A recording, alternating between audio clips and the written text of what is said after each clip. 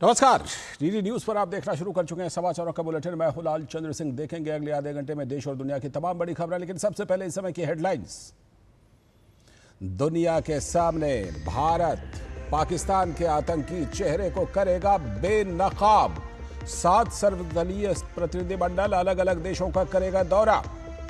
विदेश सचिव जल्द आयोजित करेंगे ब्रीफिंग सत्र। भारत में तुर्की के खिलाफ लगातार बढ़ रहा है विरोध। आईआईटी बॉम्बे ने भी तुर्की विश्वविद्यालयों के साथ निलंबित किया समझौता।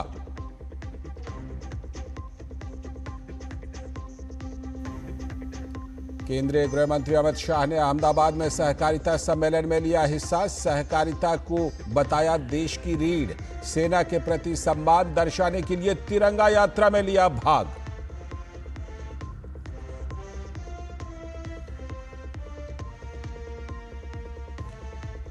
केंद्रीय कृषि मंत्री शिवराज सिंह चौहान ने खेती में चमत्कार के लिए सभी संस्थाओं से मिलकर काम करने पर दिया जोर। संविधान में संशोधन करके देश में की एक साथ चुनाव की वकालत।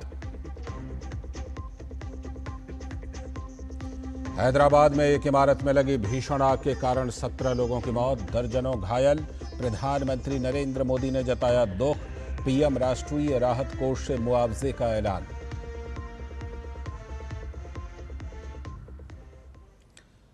हेडलाइंस के बाद अब खबरें विस्तार से। सबसे पहले बात सर्वदलीय प्रतिनिधिमंडल की। ऑपरेशन सिंदूर की सफलता के बाद अब सरकार आतंकवाद के खिलाफ पाकिस्तान की सरकार को बेनकाब करेगी।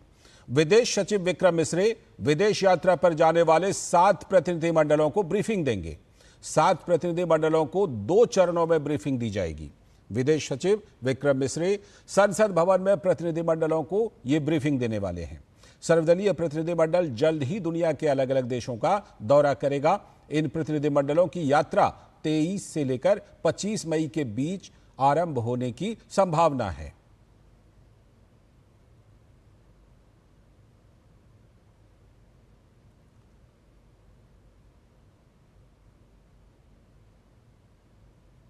और हम आपको बता दें कि भारत सरकार अलग अलग देशों में अपना प्रतिनिधिमंडल भेज रही है।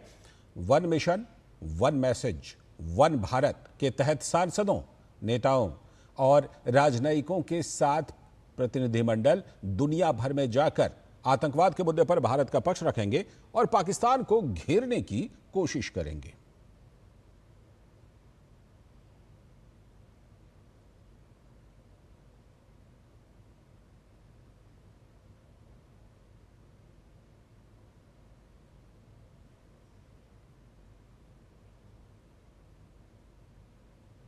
और सर्वदलीय प्रतिनिधिमंडल बैजयंत पांडा के नेतृत्व में सऊदी अरब, कुवैत, बहरीन, अल्जीरिया जाएगा। इस प्रतिनिधिमंडल में डॉक्टर निशिकांत दुबे, फंगनन कोन्यांग, रेखा शर्मा, असदुद्दीन ओवैसी, सतनाम सिंह संधू, गुलाम नबी आजाद और हर्ष श्रृंगला शामिल हैं।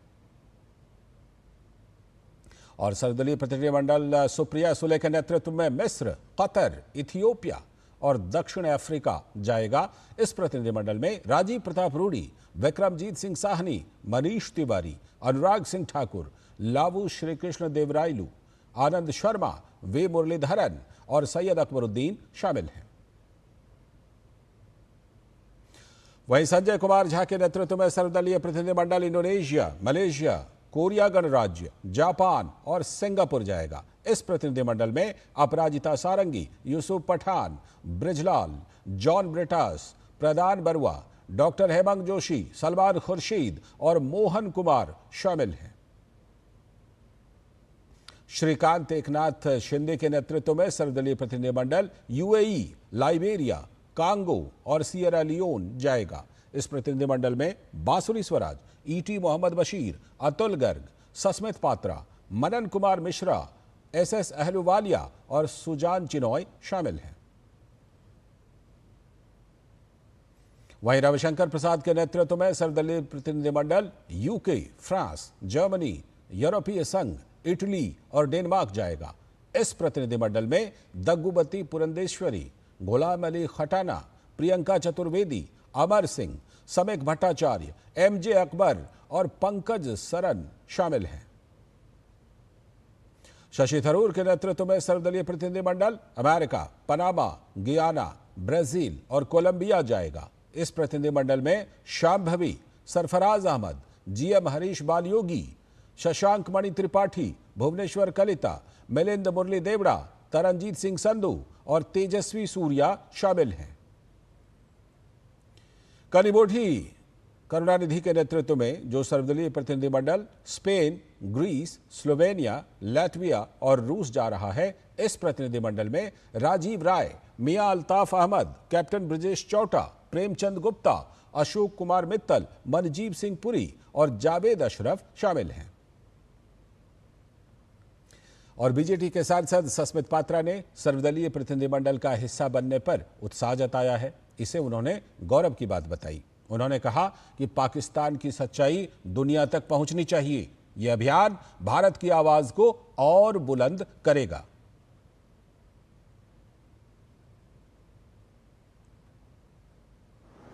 और मेरे लिए एक ऑनर का विषय है दैट मुझे ये मौका मिला है कि आज विश्व के पटल पे जो एक बड़ी मुहिम, डिप्लोमेटिक मुहिम शुरू करी जा रही है, जिसका कि मैं एक हिस्सा हूं। और हमें ये जिम्मेदारी दी गई है कि पाकिस्तान के द्वारा भारत में जिस तरह से आतंकवाद फैलाया गया है, फैलाया जा रहा है, और उसके बाद ऑपरेशन सिंदूर, और क्यों इसकी सच्चाई विश्व के पास पहुंचनी चाहिए।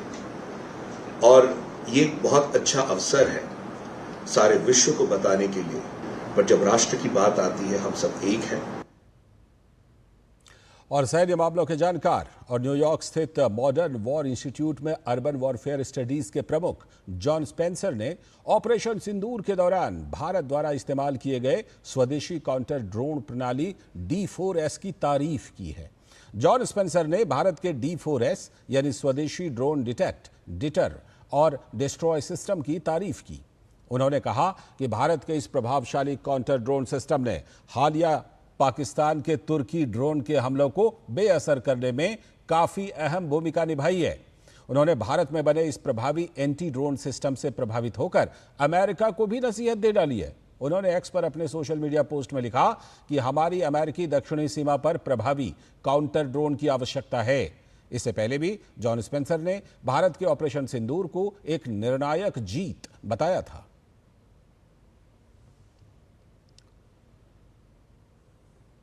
खबर पश्चिम बंगाल से, जहां मालदा जिले के रतुआ में शनिवार की रात हिंदुओं पर हमला हुआ। दरअसल उपद्रवियों की ओर से सनातनी समुदाय पर हिंदू मंदिर के निर्माण कराने को लेकर यह हमला किया गया, जिससे हालात काफी तनावपूर्ण हो गए। भाजपा के नेता शुभेंदु अधिकारी ने इस मामले की कड़ी निंदा करते हुए सोशल मीडिया प्लेटफॉर्म एक्स पर लिखा कि सनातनी समुदाय को कट्टरपंथी तत्वों के लगातार हमलों का सामना करना पड़ रहा है। उनका एकमात्र दोष मंदिर का निर्माण करना था। हिंसा की एक शर्मनाक घटना में बदमाशों ने समुदाय को निशाना बनाया, अंधाधुंध पत्थर और ईंटें फेंकी, जिससे यह इलाका भय और विनाश के युद्ध क्षेत्र में बदल गया। उन्होंने वकील के माध्यम से पश्चिम बंगाल सरकार और प्रशासन को मामले में हस्तक्षेप करने का अनुरोध किया है। हरिद्वार में हर की पैड़ी के पास से पुलिस ने एक बांग्लादेशी महिला को गिरफ्तार किया है। बांग्लादेश की रूबीना पिछले कई सालों से रूबी बनकर रह रही थी। पुलिस द्वारा चलाए जा रहे सत्यापन अभियान के दौरान रूबीना पकड़ में आई है। एसएसपी प्रमेंद्र सिंह डोभाल ने बताया कि रूबीना 10 साल पहले अपने 5 साल के बच्चे के साथ बांग्लादेश से आई थी। इसके बाद उसने पीलीभीत के संतोष के साथ शादी की और हरिद्वार कोतवाली क्षेत्र के रोड़ी बेलवाला में झोपड़ी बनाकर रहने लगी। इस दौरान महिला ने बड़ी आसानी से लोकल आधार कार्ड और पैन कार्ड भी बनवा लिए। पुलिस की जांच में सामने आया है कि महिला बांग्लादेश में स्थित अपने परिवार के संपर्क में थी। पुलिस ने पति पत्नी को गिरफ्तार कर लिया है।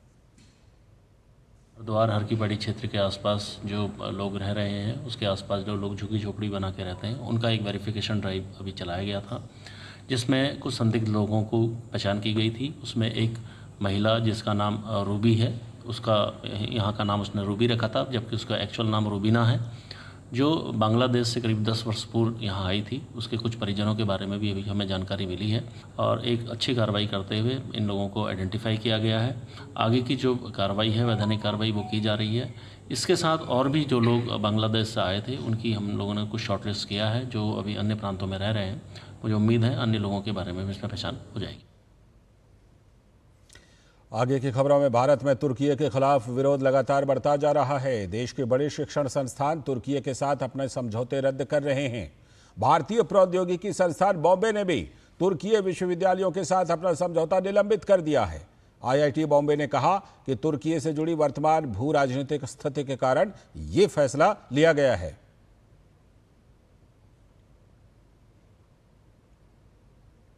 विदेश मंत्री डॉक्टर एस जयशंकर 19 मई से लेकर 24 मई तक नीदरलैंड, डेनमार्क और जर्मनी की आधिकारिक यात्रा पर रवाना होंगी।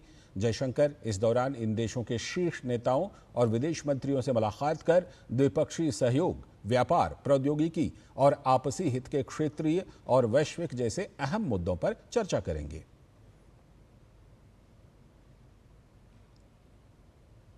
आज की एक और बड़ी खबर, देश में लोकसभा और विधानसभा चुनाव एक साथ कराने की मांग काफी समय से चल रही है। एक साथ चुनाव को लेकर केंद्रीय कृषि मंत्री शिवराज सिंह चौहान ने कहा कि देश में अब एक साथ चुनाव होने चाहिए। उन्होंने कहा कि एक साथ चुनाव देश की प्रगति में सहायक होगा और इससे लगातार विकास के कार्यों को चलाया जा सकेगा। आ गया एक साथ चुनाव का, संविधान में संशोधन करके लोकसभा और विधानसभा के चुनाव एक साथ कराने चाहिए। प्रधानमंत्री जी का सोच बहुत प्रोग्रेसिव है। वो कहते हैं राष्ट्र प्रथम, उसके बाद party. As a political party अगर हम सोचें तो बार बार चुनाव होने से तो बीजेपी को फायदा है। कहते हैं सब राजनीतिक दलों से कि ये नाटक नहीं चलेगा बार बार चुनाव का, संविधान में संशोधन हो और एक साथ विधानसभा के और लोकसभा के चुनाव 5 साल में एक बार हो, ताकि 4.5 साल सभी राजनीतिक दल, प्रधानमंत्री, केंद्रीय मंत्री, मंत्री, सांसद, विधायक, प्रशासन जनता की सेवा कर सके। बुलेटिन में आगे देखेंगे कुछ और बड़ी खबरें। फिलहाल वक्त आ गया एक ब्रेक का।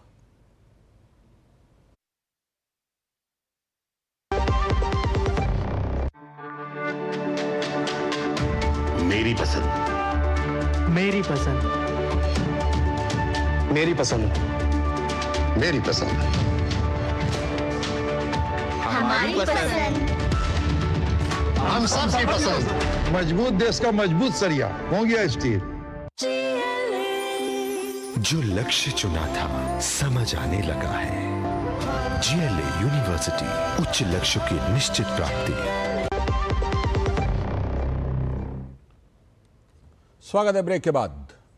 आगे की खबरों में अगली खबर हैदराबाद से, जहां पुराने शहर मीर चौक में गुलजार, कृष्णा पल्स और मोदी पल्स में रविवार सुबह भीषण आग लग गई, जिसमें 16 लोगों की मौत हो गई है। पहली मंजिल पर लगी आग एसी कंप्रेसर में विस्फोट के बाद तेजी से फैल गई। 3 लोगों की मौके पर ही धुएं के कारण मौत हो गई, जबकि 13 अन्य ने विभिन्न अस्पतालों में दम तोड़ दिया। कई अन्य की हालत भी गंभीर बनी हुई है। ये घटना देर रात हुई। स्थानीय निवासियों ने अधिकारियों को सूचित किया और दमकल कर्मी तुरंत लोगों को बचाने के लिए पहुंचे। घटना के समय इमारत में लगभग 30 लोग थे। अधिकारियों ने मृतकों में से कई की पहचान कर ली है। पूरी सूची जल्द ही जारी होने की संभावना है। मुख्यमंत्री रेवंत रेड्डी ने शोक व्यक्त किया और प्रभावित परिवारों को सहायता देने का वादा किया है। केंद्रीय मंत्री किशन रेड्डी ने भी घटनास्थल का दौरा किया।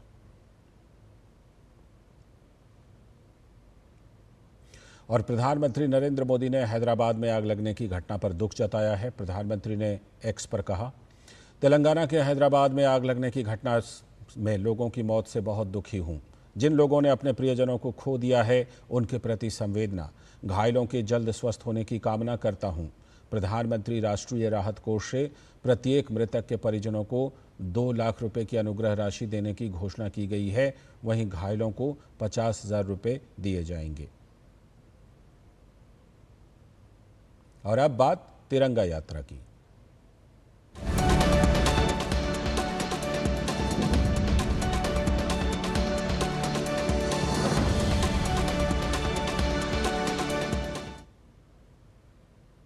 ऑपरेशन सिंदूर की सफलता के बाद जम्मू कश्मीर के रियासी में तिरंगा यात्रा निकाली गई। इस दौरान महिलाओं ने रैली में सबसे आगे मार्च करते हुए नेतृत्व किया। तिरंगा रैली में शामिल लोगों ने सशस्त्र बलों के साहस को नमन किया।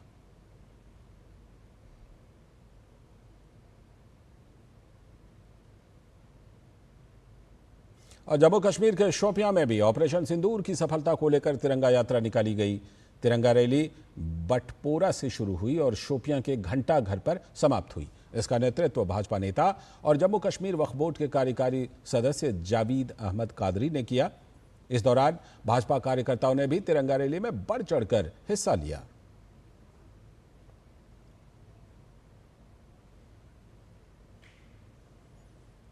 तो देश भर में ऑपरेशन सिंदूर की सफलता पर तिरंगा यात्रा निकाली जा रही है और इसी क्रम में झारखंड के जमशेदपुर में भी भारतीय सशस्त्र बलों के सम्मान में तिरंगा यात्रा निकाली गई। इस रैली का आयोजन भाजपा विधायक पूर्णिमा दास साहू और झारखंड भाजपा महिला कार्यकर्ताओं ने किया, जिसमें भारी संख्या में लोगों ने भाग लिया।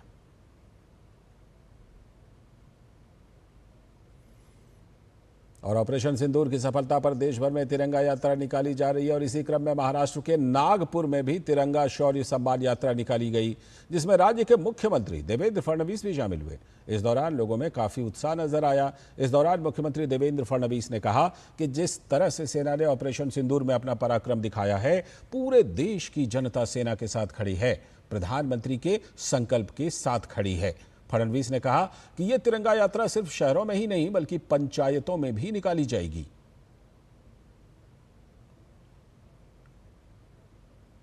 ऑपरेशन सिंदूर में जिस प्रकार से भारत की सेना ने बहादुरी दिखाई है, पूरे देश में जनता भारत के सेना के साथ खड़ी है, देश के प्रधानमंत्री जी के संकल्प के साथ खड़ी है।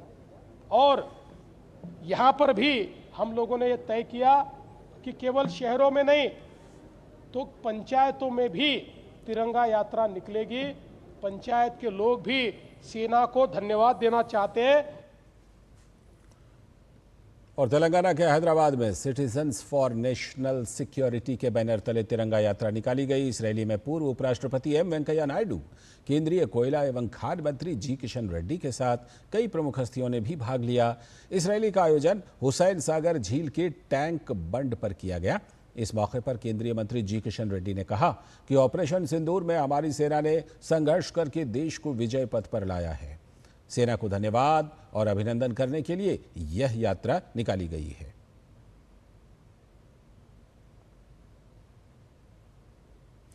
और व्हाट्सएप पर एक संदेश तेजी से वायरल हो रहा है, जिसमें यह दावा किया जा रहा है कि केंद्र सरकार छात्रों को मुफ्त लैपटॉप प्रदान कर रही है। यह खबर सरासर गलत है। पीआईबी फैक्ट चेक टीम ने इस संदेश को पूरी तरह से फर्जी बताया है। सरकार की ओर से ऐसी कोई योजना नहीं चलाई जा रही है। पीआईबी ने जनता को चेतावनी दी है कि ऐसे संदेशों पर भरोसा ना करें और संदिग्ध लिंक पर क्लिक करने से बचें। साथ ही आधिकारिक स्रोतों के माध्यम से जानकारी को सत्यापित भी करें।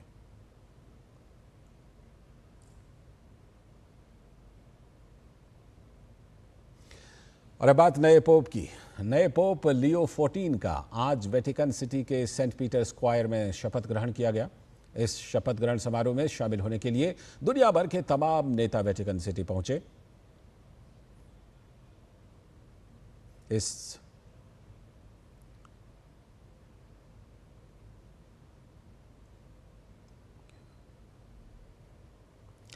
अगली खबर, प्रधानमंत्री नरेंद्र मोदी की आत्मनिर्भर भारत योजना देश के कोने कोने में सकारात्मक बदलाव ला रही है। इसका प्रभाव अब गांवों और किसानों की जिंदगी में भी साफ दिखने लगा है। छत्तीसगढ़ के रायगढ़ जिले के किसान अब पारंपरिक खेती से आगे बढ़कर आधुनिक और लाभकारी फसलों की ओर रुख कर रहे हैं। तो देखिए डीडी न्यूज के संवाददाता सोमेश पटेल की छत्तीसगढ़ से ये रिपोर्ट।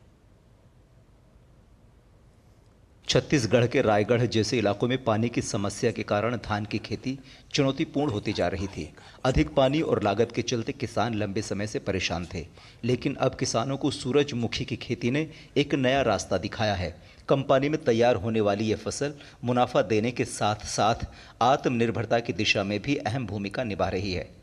किसान प्रेमानंद गुप्ता का कहना है कि पिछले 5 सालों से 10 हेक्टेयर में सूरजमुखी की खेती कर रहे हैं। उनका कहना है कि धान की तुलना में सूरजमुखी कम पानी में तैयार हो जाती है। इसमें हमको बहुत अधिक अच्छा मुनाफा मिल रहा है और एक हेक्टेयर में कम से कम 30-40 हज़ार रुपया, मतलब हाँ 30-40 हज़ार रुपया शुद्ध इनकम बच जाता है। पहले धान लगाता था गर्मी में, तो उसमें पानी वानी और बिजली की बहुत समस्या होने के कारण हम उसको इसके बदले में सूरजमुखी की खेती कर रहे हैं। इसमें हमको मुनाफा बहुत अधिक हो रहा है। शासन से बीज और खाद सब हमको मिल जाता है। अश्विनी कुमार गुप्ता का कहना है कि वो धान के बाद सूरजमुखी की खेती कर रहे हैं। धान में बिजली, पानी और लागत ज़्यादा थी, जबकि सूरजमुखी की खेती में कम खर्च। सीधे लिए चलते हैं गुजरात के अहमदाबाद, जहां अमित शाह तिरंगा यात्रा में शामिल होने के बाद पत्रकार वार्ता कर रहे हैं।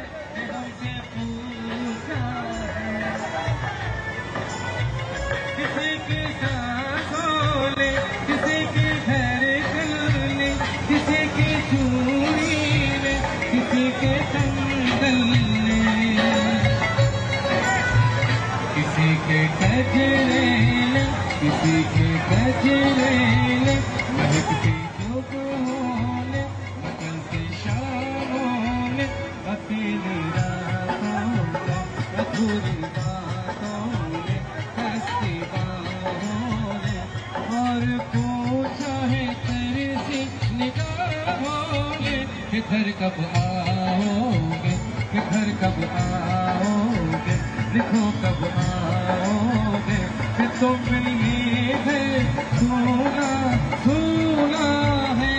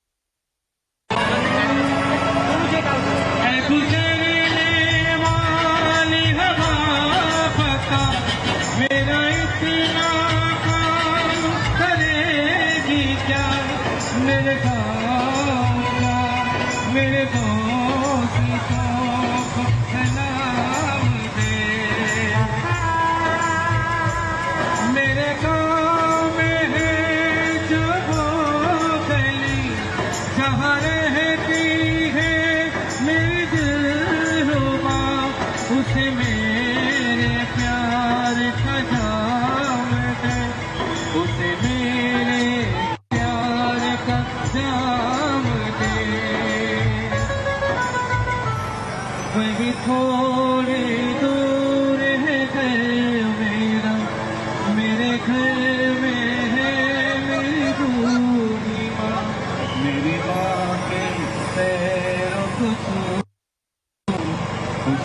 उसके बेटे सलाम दे।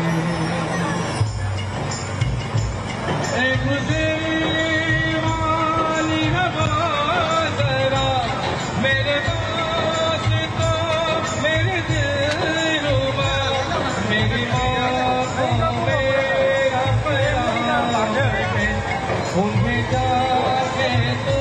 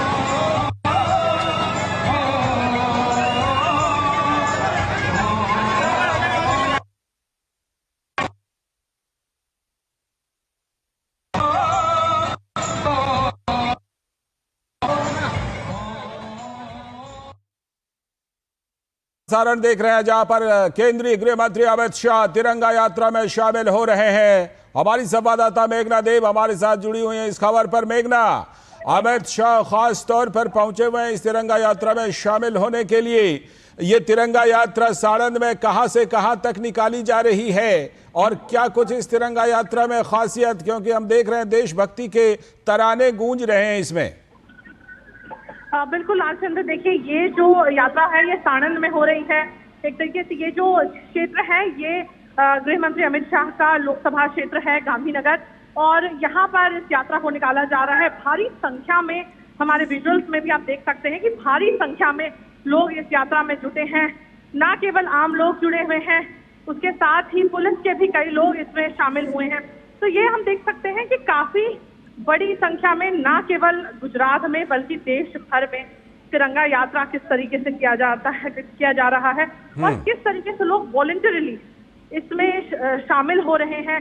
हम देख रहे हैं आज, क्योंकि गुजरात में हम जानते हैं अभी समर है हर जगह और गुजरात में खासतौर पर बहुत गर्मी पड़ती है, लेकिन उसके बावजूद काफी देर से लोग यहाँ पर इस यात्रा के शुरू होने का इंतजार कर रहे थे। तो इसे देख सकते हैं कि लोगों के अंदर किस किस्म का जज्बा है, किस किस्म की कृतज्ञता है कि हमारे जो फोर्सेस ने हमारे लिए किया है, हमारे जो जवानों ने हमारे लिए किया है, उसके लिए हम किस तरीके से धन्यवाद करें, उनका किस तरीके से अभिवादन करें।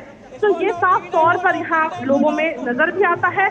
और जिस तरीके से जो देशभक्ति के गाने, जिस तरीके से आपने बोला कि देशभक्ति के गाने लोग झूम उठते हैं क्योंकि उनके अंदर भी उसी किस्म की भावना है, तो ये बहुत एक इस तरीके की, अगर हम कह सकते हैं देश भर में अलग अलग जगहों पर निकाली जा रही है, लेकिन इसका सार और इसका जो इसकी भावना है वो एकदम एक है।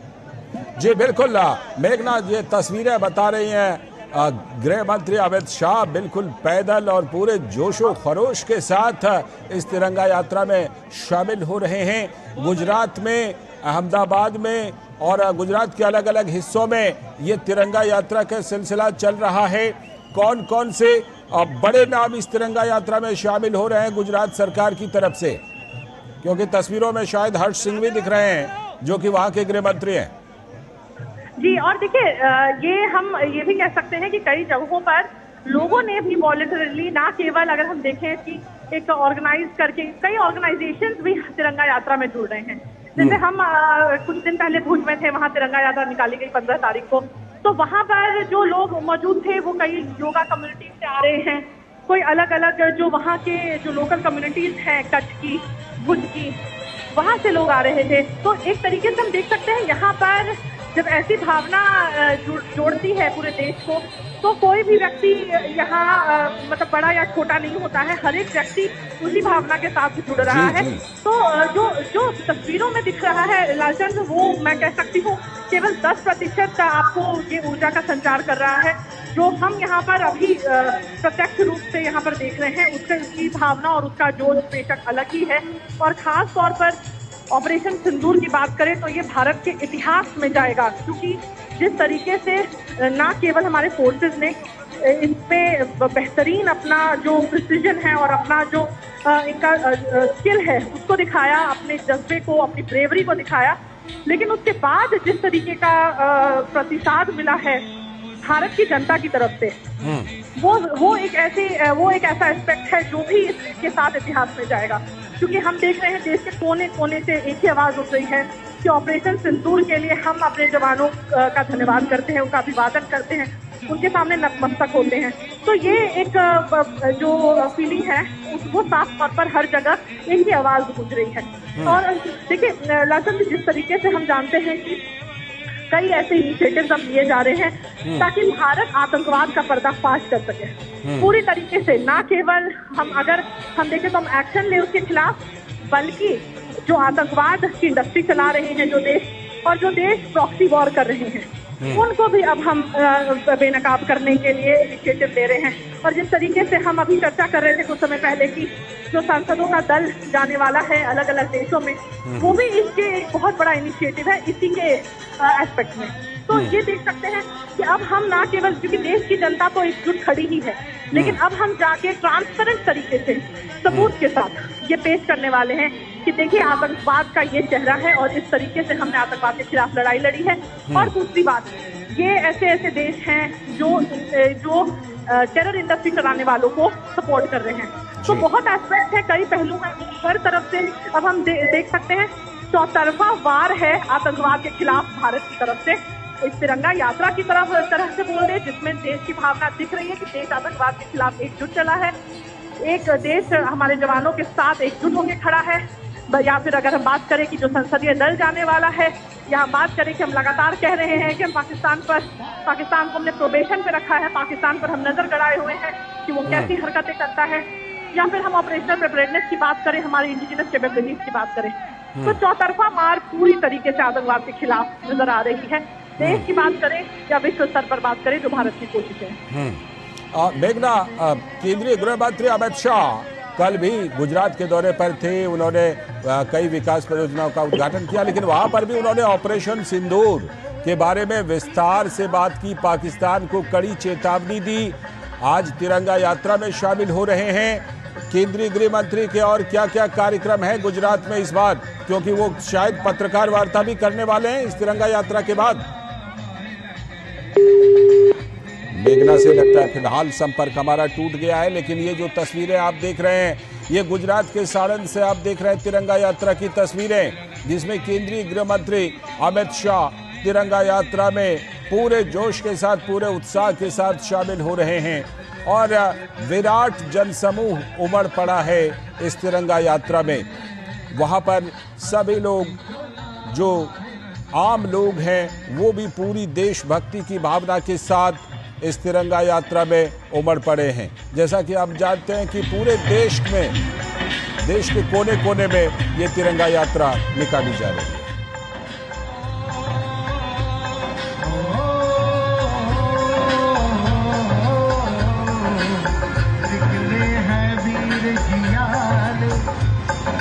अपना सीना तारे, हंस हंस के जान लुटारे, आजाद सवेरा नारे।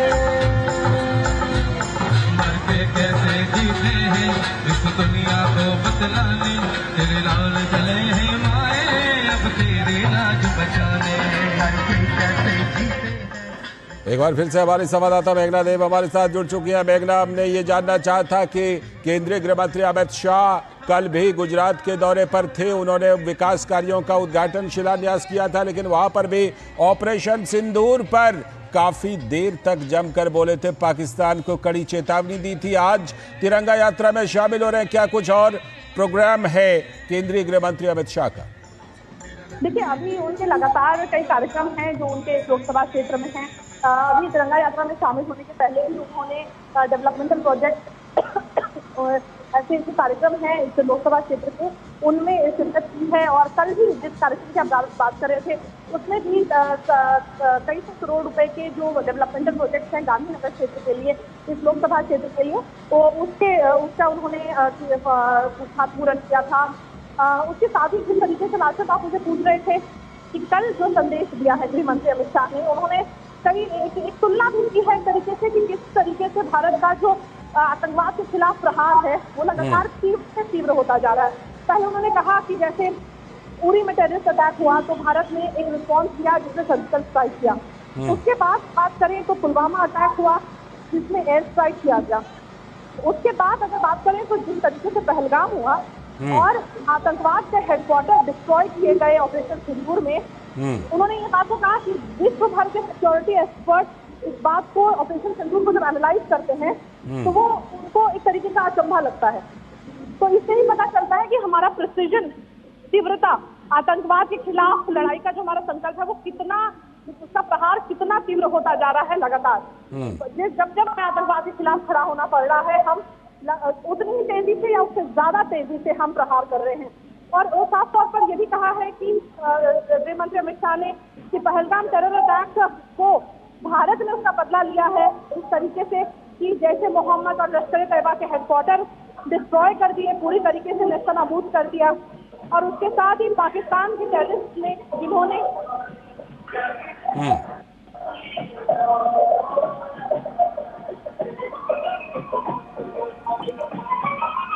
लगता है मेघना की आवाज हम तक फिलहाल नहीं पहुंच रही है, लेकिन ये तिरंगा यात्रा का आयोजन जिसकी तस्वीरें आप देख रहे थे, बड़े उत्साह के साथ केंद्रीय गृह मंत्री अमित शाह भी इसमें हिस्सा ले रहे थे।